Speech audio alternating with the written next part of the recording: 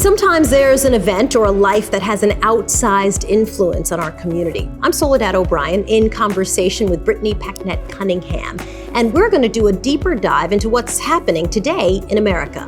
It is so nice to sit next to you, a person. I know.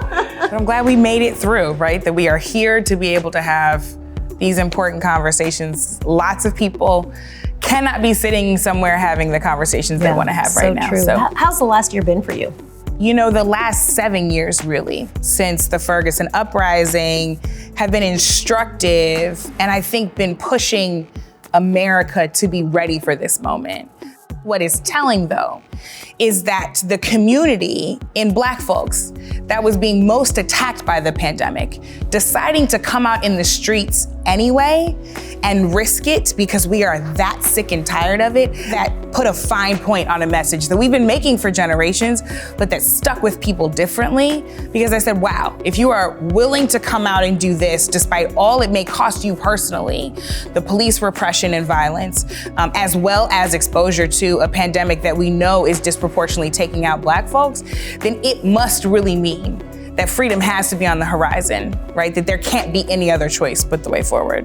A lot has changed in the last year. I had a couple of guys, white, middle-aged guys, reach out to me right after the killing of George Floyd. And they were like, I'm just stuck. Like all these things I thought I believed, I just don't. Turns out they weren't true. Right, and it was very interesting to see their transition, right? For something that I think people who are Black and in the Black community have known for a very long time, that these guys who are like super nice middle-aged white dudes were kind of like, oh my God, I am discovering this thing for the first time. And the question at this moment, right, is what do you do with the shock? You have the knowledge, you no longer lack the awareness, you're no longer ignorant. There has to come with it a set of actions to follow if this time is going to be dramatically different from the last, right? So we're seeing more of those conversations become ubiquitous. I mean, I will never not think about what these conversations have cost us. Oof. Because the Floyd family has paid too much. I can't not think about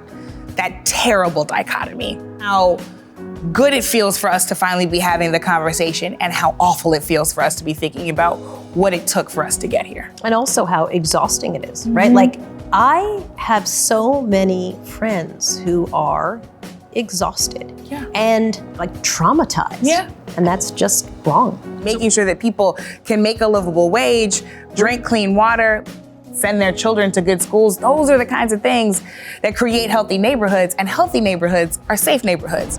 We spoke today about the past, but of course with an eye toward the future. So make sure you use all the resources at hand to help our communities heal and thrive. Thank you for watching.